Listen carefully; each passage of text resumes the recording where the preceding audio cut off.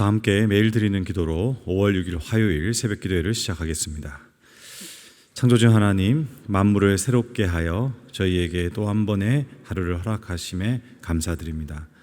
오늘도 저희의 삶을 온전하게 주님께 맡겨드리오니 저희의 걸음을 인도하여 주옵소서.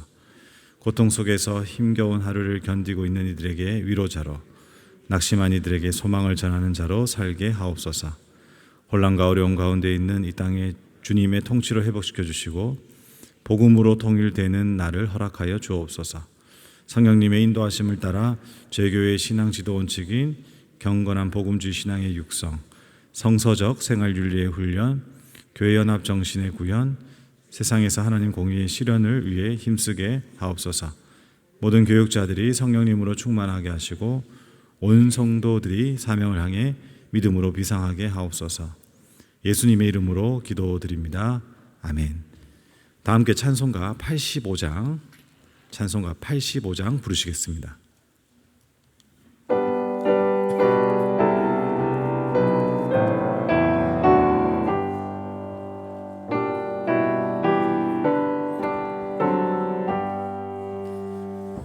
구주를 생각만 해도 이렇게 좋거든. 주 얼굴 배울 때에야 얼마나 좋으랴. 만민의 구주 예수의 귀하신 이름은 천지에 있는 이름 중 비할 데 없도다. 참에게 하는 자에게 소망이 되시고 구하고 찾는 자에게 기쁨이 되신다. 예수의 넓은 사랑을 어찌 다 말하랴. 주 사랑 받은 사람만 그 사랑 알도다. 사랑의 구주 예수여, 내 기쁨 되시고 이제로부터 영원히 영광이 되소서.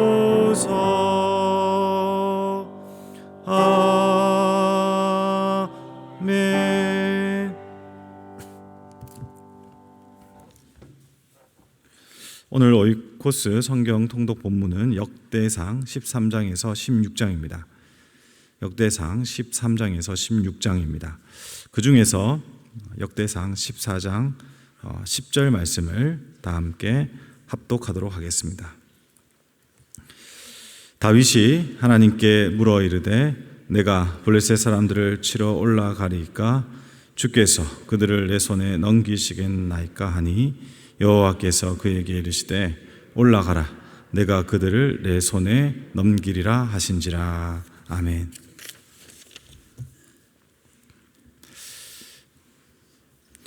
우리가 어제 읽었던 본문 대상 11장 9절, 다윗이 점점 강성하여 가매 만군의 여호와께서 그와 함께 계시니라. 다윗이 이제 강성해졌다라는 사실을 우리가 봤고, 그리고 이 강성해지는 것에 관련돼서 여러분들에게 나눴던 하나의 주제, 그 키워드는 뭐냐면 우리의 신앙은 관계성이라는 것이죠. 하나님과의 관계성이다. 그 관계성에 대해서 어떻게 유추할 수 있느냐? 어제 읽었던 본문 바로 앞부분 10장에 그 사울을 통해서 우리가 그 관계성을 발견하게 됩니다.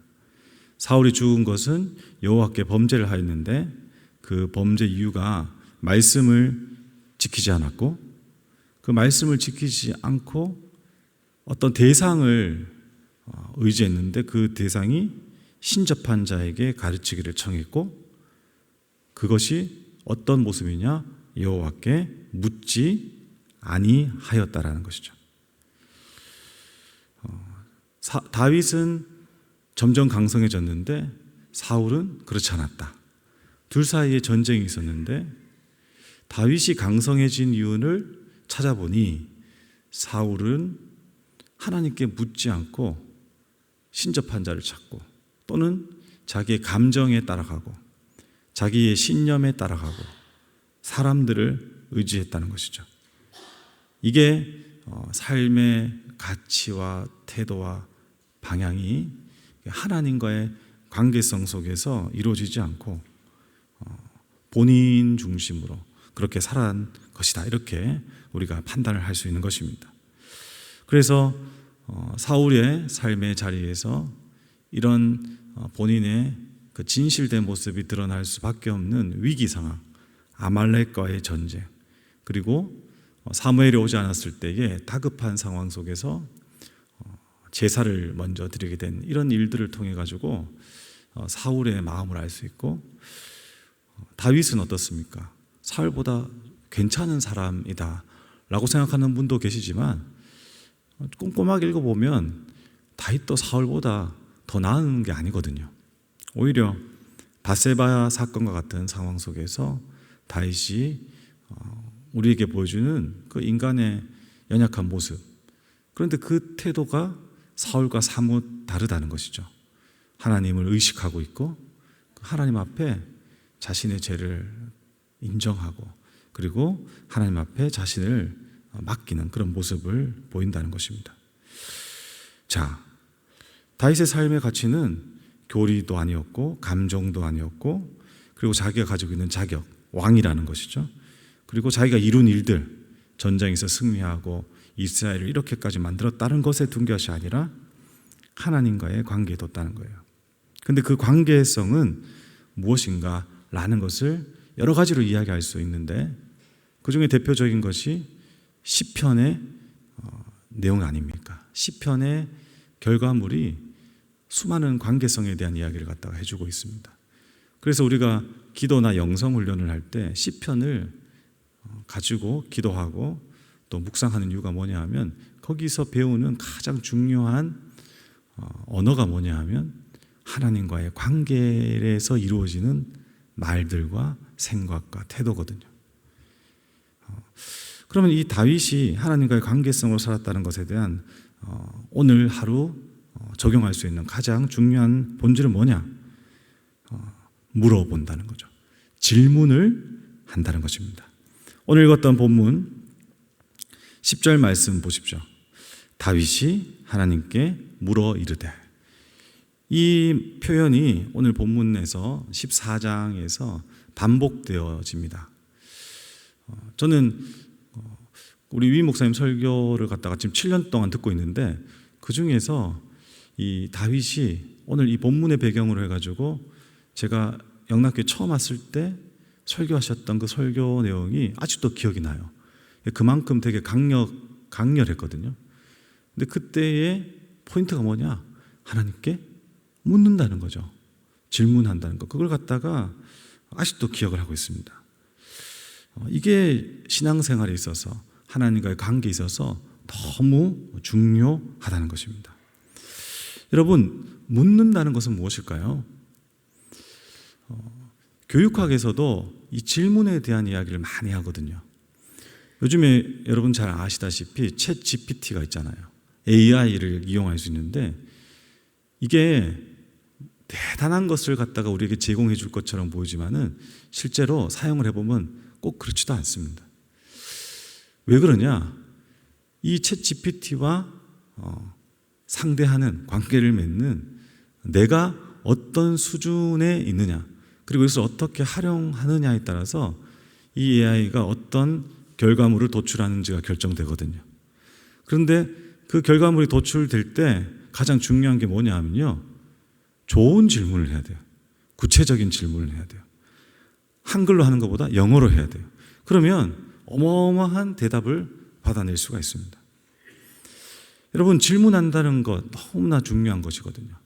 질문한다는 것은 무엇일까요? 먼저는 질문한다는 것은 지금 나에게 주어진 상황과 그리고 어떤 문제나 그리고 내가 관계하는 그 대상에 대해서 어느 정도 이해를 했다라는 증거가 이 질문입니다. 그래서 가르칠 때에 얘가 아니면 이 학생이 아니면 이 사람이 정말 이해했는지를 갖다가 확인하는 방법이 다시 가르치게 한다든지 아니면 자, 궁금한 점이 있으면 물어봐 라고 했을 때 그 질문을 보면 어느 정도 이해했는지를 알 수가 있습니다. 여러분, 이 질문이 왜 중요하냐? 그렇기 때문에 질문이라는 것은 어떤 것을 의미하냐 그러면 가장 먼저 이해하는, 좀 어려운 이야기이긴 한데 철학에서 인식론에서 가장 중요한 이해의 기초가 뭡니까? 나를 이해하는 거거든요. 내가 누구인가? 나는 지금 어떤 모습으로 있는가? 나는 어떤 존재인가? 이걸 보는 거거든요. 그런데 이 질문을 통해서 나를 알아요. 자기를 이해하는 것이죠. 여러분, 그래서 신앙에서 이 질문이라는 것은 정말 중요합니다. 자기 이해가 중요하죠.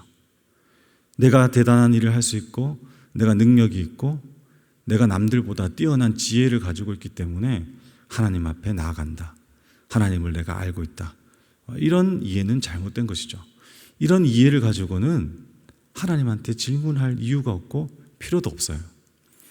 그런데 내가 정말 죄인으로 구원을 받았음에도 불구하고 여전히 연약하고 내가 내 자신을 갖다가 이끌어갈 수 있는 능력이 없고 나는 참 불쌍하고 긍휼히 여김을 받아야 될 사람이라고 생각을 하게 되면 누군가에게 나의 상황과 나의 어려운 이 문제를 갖다가 해결해 줄 수 있는 나보다 더 좋은 지혜와 방법을 알고 있으라는 생각 때문에 질문을 하게 되죠.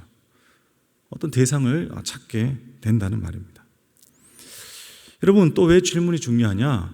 질문을 하게 되면 이 질문을 하는 것은 나 자신에게 물어본다기보다 먼저 누군가에게 대상을 찾게 된다는 것이죠. 그러면 그 대상에 대해서 질문을 하게 된다는 것은 보통 그 대상에 대한 신뢰와 개방성에서 질문이 생기게 되는 것입니다. 물론 검사나 경찰이 질문하는 것이 이제 취지하거나 사실을 발견하기 위한 것이 있겠지만은 대부분의 질문은 모르는 것을 묻거나 도움을 요청하거나 그리고 그 도움과 방법을 요청하는 그 대상에 대해서 그 마음 자체가 신뢰하는 마음이 있는 것이죠. 그리고 나의 그 부족함과 그리고 나의 연약함을 개방을 통해서 뭔가 배우겠다는 것입니다. 거기서 무엇을 경험하게 되냐 그러면 자기 중심성, 자기 세계에서 갇혀 있는 그 연약함들을 이겨내는 그 길을 발견하게 되는 것입니다. 여러분, 다윗은 질문하는 사람이었죠. 저는 하나님께도 질문했지만은 그 질문하는 태도와 방법이 사람에게도 있었다라고 저는 확신합니다. 다윗의 마음의 중심이 그러했던 것이기 때문입니다. 다윗이 왕이 되었어요. 사울과 같은 왕이 되었습니다. 질문할 필요와 질문할 상황보다 지시하거나 명령해야 될 상황이 더 많았다고 생각할 수 있지만 다윗은 그렇게 하지 않았죠. 다윗은 사울과 같은 긴급하고 위급한 상황을 왕인데도 불구하고 맞닥뜨리게 됩니다. 그래서 오늘 읽었던 14장의 배경이 뭡니까? 블레셋의 전쟁인데 9절 말씀 보시면 블레셋 사람들이 이미 이르러 르바임 골짜기에 쳐들어왔다. 이 말이 무엇이냐면 너무 긴급한 상황이 발생했다는 것이죠. 갑자기 전쟁이 일어났다. 갑자기 원수가 나타나고 적이 쳐들어왔다.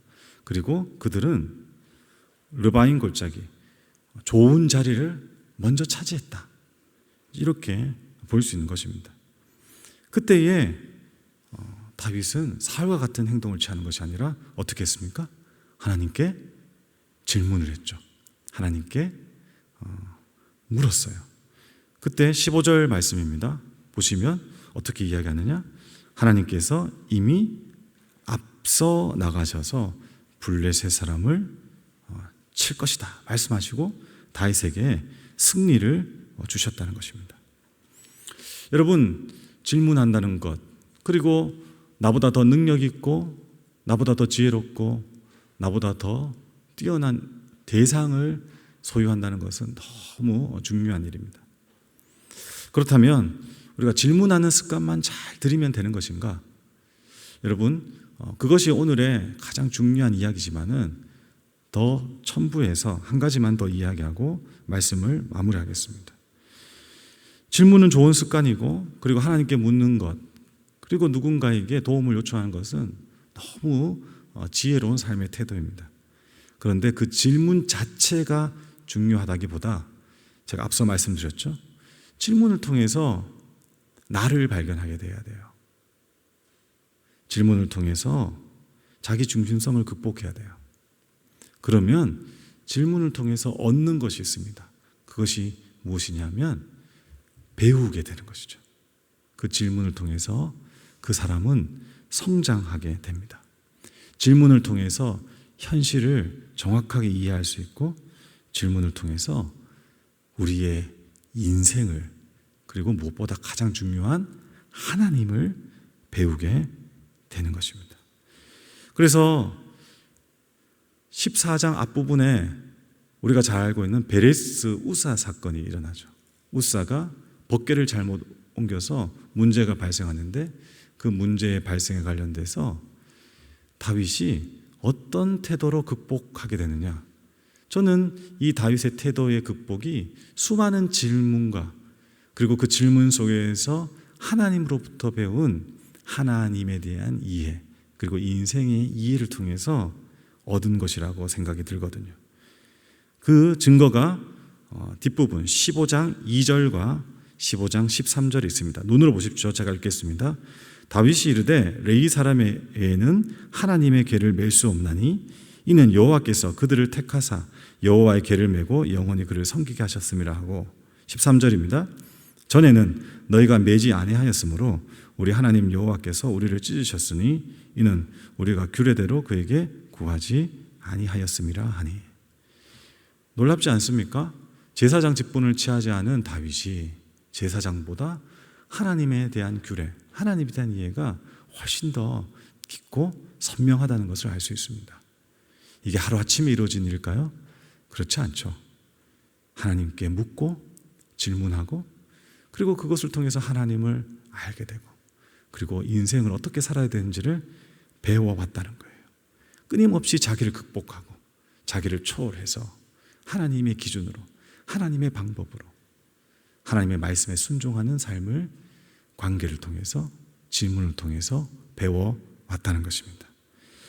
사랑하는 성도 여러분, 여러분은 지금 삶의 문제에 있어서 하나님께 질문하는 삶을 살고 있습니까?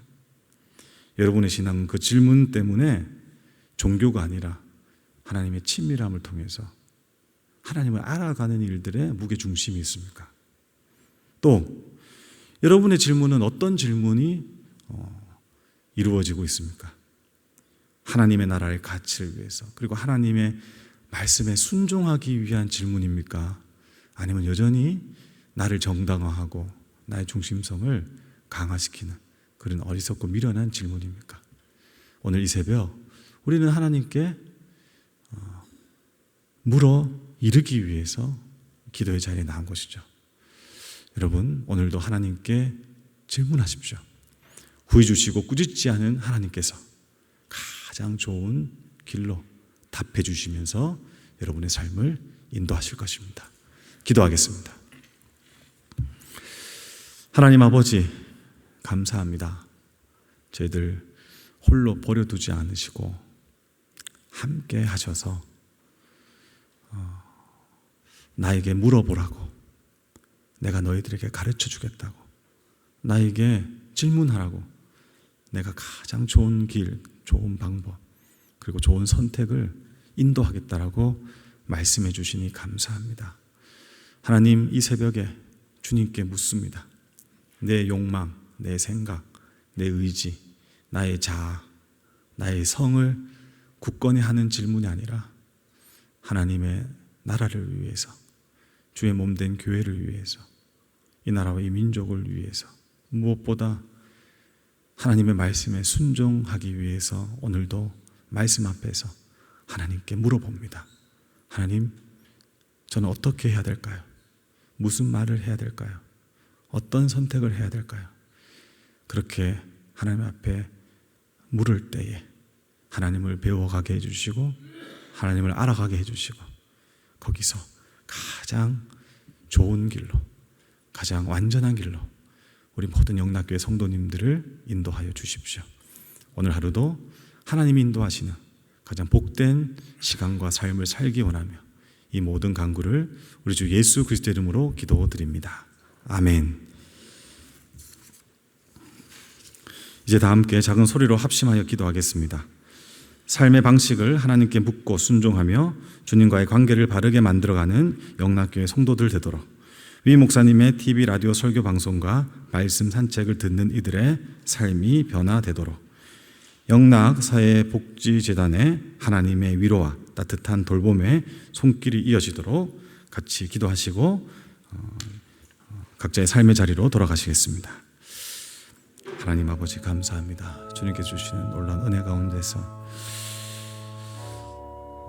하나님의 살아계심과 그리고 하나님의 도우심과 하나님의 인도하심을 저희들 발견하게 됩니다. 주님, 다시 한번 감사합니다. 하나님, 의지할 수 있고 그리고 내 속마음을 토로할 수 있고 아버지, 내 삶을 맡길 수 있는 하나님이 계셔서 얼마나 다행인지, 얼마나 감사한지, 얼마나 좋은지 모르겠습니다. 하나님, 오늘도 이 새벽에 하나님께 묻습니다. 어떻게 살아가야 될지, 또 어떤 선택을 해야 될지, 그리고 어떤 말을 해야 될지, 어떤 자리에 가야 될지, 어떤 사람과 관계해야 될지를 주님께 묻습니다. 다급할 때도 있고 그리고 정말 무서워서 주저앉을 때도 있지만 이미 먼저 가셔서 이미 모든 것을 아시는 하나님께서 우리를 가장 좋은 길로, 가장 완전한 길로, 가장 선한 길로 인도하시고 주님께서 그 일들을 이루실 줄 믿습니다.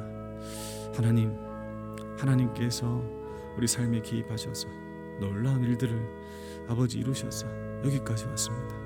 하나님, 저희들 허탄한데 마음 두지를 않기 원합니다.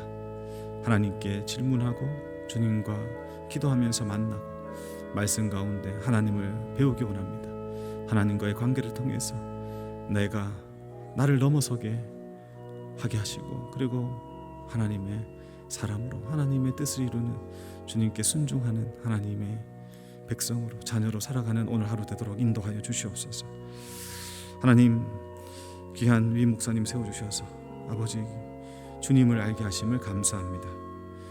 하나님께서 이 시대 가운데 김우서 목사님을 통하여서 TV와 라디오 그리고 말씀 산책을 통하여 오이코스를 통하여서 놀라운 일들을 행하고 계신데 아버지, 그 말씀 사역 가운데 하나님께서 함께 하여 주셔서 홍수 가운데 생수가 부족하듯이 그 말씀의 잔치 가운데 먹을 것이 없고 오염되고 잘못된 하나님의 말씀의 오용들이 있는 이 시대 가운데 생수와 같은 그리고 하나님의 놀라운 뜻과 주님이 드러나는 그런 말씀의 역사가 위 목사님의 사역 가운데 있도록 주님 은혜 베풀어 주시옵소서. 능력으로 채워주셔서 하나님, 그 말씀의 생명력이 흘러가서 말씀을 듣는 자마다 배부르며 아버지 갈증이 해갈되고 하나님 아버지 그 말씀이 선포되는 자리에 성령의 역사가 주님 일어나도록 함께하여 주시옵소서. 하나님, 오랜 시간 영락교회를 사용하여 주셔서 학교와 그리고 복지재단을 통하여서 연약하고 소외되고 그리고 정말 배움과 주님을 모르는 아버지, 정말 죄인들, 어둠에 살다가 어둠에로 가는 인생들을 불러주시고 구원하시고 위로하시고 세워주심에 감사합니다. 이 귀한 사역 주님 오시는 그날까지 끊어지지 않도록 하여 주셔서 영락사의 복지재단 가운데 함께 동행해 주시고 섬기시는 장로님과 그리고 우리 교회의 모든 성도들, 아버지, 그곳에 있는 모든 재단의 식구들 가운데 오늘 하루 하나님께서 놀라운 일들로 아버지 함께하여 주시옵소서. 영락사의 복지재단이 하나님께 묻게 하여 주시고 이 시대와 이 상황과 그리고 섬기는 사람들에게 어떻게 해야 될지를 하나님 가르쳐 주시고, 그래서 이 세상에서 만들어지는, 이 세상에서 이루어지는 구제와 복지를 넘어서는 하나님의 선한 도우심과 인도하심이 영락사의 복지재단을 통하여서 아버지, 이 나라 가운데 아버지 그리고 섬기는 모든 장소와 대상 가운데 있도록 주여 인도하여 주시옵소서.